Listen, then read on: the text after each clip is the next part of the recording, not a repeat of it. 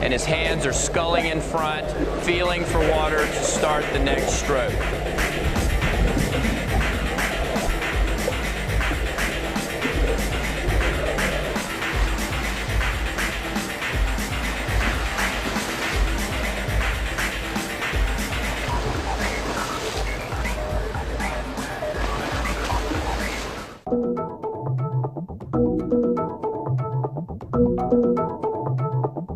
Stroke and time drills are an excellent way for the swimmer to manage his stroke length and swim at the highest level of efficiency. Our stroke and time drill for butterfly involves swimming a 50-meter distance and the swimmer counting their strokes. At the end of the 50 meters, we'll check their time against their stroke count, and our goal is to have the stroke count 10 less than their time. If a swimmer swims 30 seconds, the stroke count should be 20. Let's see how Michael does on a 50.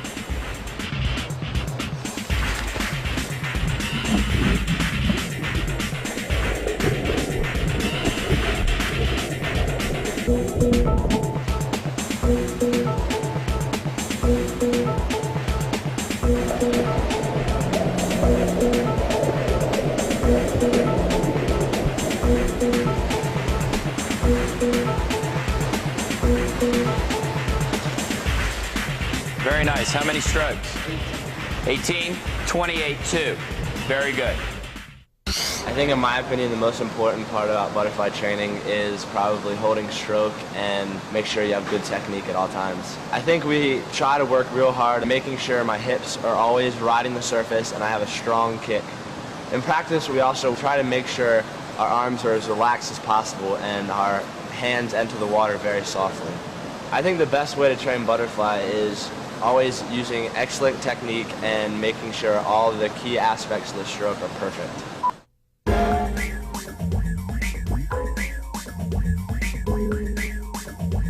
The third element of effective butterfly swimming is energy management. The double arm and leg movements in butterfly swimming call for tremendous amounts of power to be employed by the swimmer.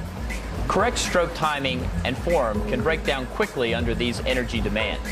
The North Baltimore Aquatic Club's butterfly training program is designed to condition the stroke while maintaining the integrity of the swimmer's technique. We use short repeat distances in our conditioning program. Michael performs 25, 50, 75, and 100-meter swims in his butterfly conditioning sets, which employ a combination of stroke control aerobic training with high-energy speed training at or near race pace. Michael will occasionally do repeats of 200 yards or more for variety, but the mainstay of his program is short repeat swims on short to moderate rest. We choose to do a majority of our training in short course yards or short course meter pools so that our swimmers can maintain excellent stroke mechanics during training. Short course training for long course competition allows the swimmers to swim on shorter rest intervals and maintain higher average stroke rates and pulse rates. Our work is endurance oriented. However, the daily training plan includes swimming at or near race speed with racing caliber stroke patterns at each session. Michael uses resistance training in the water to develop stroke-specific strength and power. He does pulling with various equipment, including pull buoys, hand paddles, rubber bands to tether the ankles, and small inner tubes. Most of Michael's pulling work is done in freestyle and enhances muscle endurance. Individual medley or stroke pulling is done without paddles to avoid overstressing the shoulders. The use of tethered swimming or kicking builds stroke-specific power. Overloading the arms or legs stimulates muscle fiber recruitment and explosive strength throughout the range of motion. Michael enjoys swimming against the stretch cord for power and then swimming back assisted by the cord. Assisted speed training gives the swimmer a feel of faster than race pace stroke movement and grooves neuromuscular firing patterns. Leg drive is crucial to butterfly swimming. and Michael uses many different kicking drills to build both power and endurance. Vertical kicking with weight develops foot speed and power. Reverse body dolphins strengthen the core body muscles and emphasize the upsweep of the kick. Board kicking builds endurance and rhythm into the leg action. Dryland training helps to build basic strength and fitness and helps prevent injuries. Our Dryland program is designed to improve core body strength while challenging the large muscle groups, which are the prime movers in the pool. The large muscle groups are the chest, back, and legs. Medicine balls, abdominal work, pull-ups, push-ups, jumping, and other leg exercises are the foundation of our exercise program.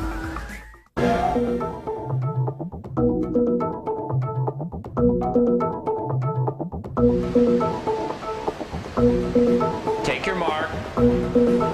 Go! Michael uses a track start, which allows him to react quickly to the starter's signal. Upon the command, take your mark, Michael will grab the front edge of the block with the toes of his left foot. He'll place his right foot at the rear of the block with the heel up. This helps to keep his center of gravity on the front edge of the block. He'll apply light pressure with his fingers and gently pull up on the front edge of the block. Upon the signal to go, he'll spring forward with his arms and get a good push off the front foot to enter the water with as much speed as possible. Go!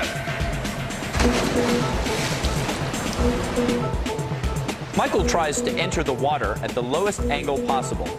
The goal is to have the entire body enter through one hole in the water. Go!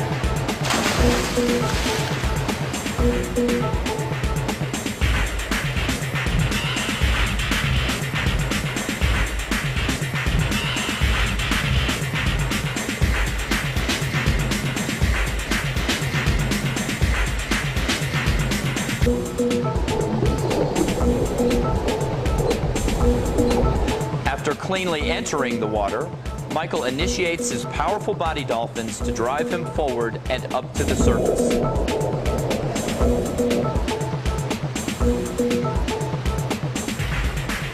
He takes his first stroke of the breakout without breathing to maximize his momentum from the start and minimize his chances of choking on water, which tends to be turbulent during the breakout phase.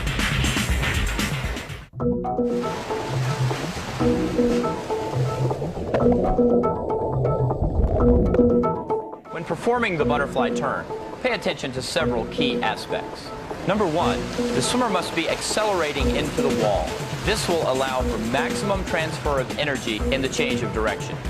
As Michael approaches the wall, he builds speed and hits the touchpad with both hands at the fingertips.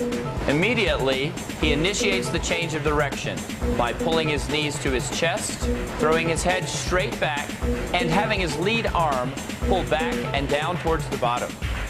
The trail arm is placed directly below his ear, and the turn is performed in one movement. It is important that all the swimmer's air be exhaled prior to touching the wall so that a quick breath may be taken during the turn. Once the turn is made, the feet should leave the wall and immediately begin the body dolphin technique. This will allow for maximum speed off the turn and generate momentum for the important breakout stroke. Michael takes his breakout stroke just at the surface so that his body line is horizontal when he makes the first movement with his arms. This technique minimizes frontal resistance and allows for maximum transfer of power into the swimming portion of the race.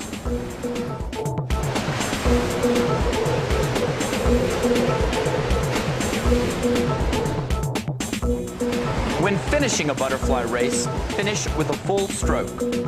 Time the finish so that there's little room to glide and decelerate. Michael starts judging his finish between 5 and 10 meters from the wall. This gives him time to adjust his strokes to the proper length. Remember to keep driving your legs into the finish and keep your head down until your fingertips have solidly hit the touch pad. We feel that it is better to glide longer and kick into the wall than to take a short stroke close to the wall and jam the finish.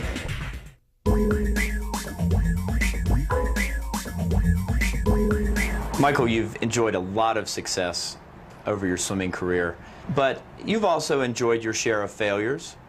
When things don't go the way you want them to, either in a practice or in a swimming meet, what do you do to get yourself back on track and keep moving forward?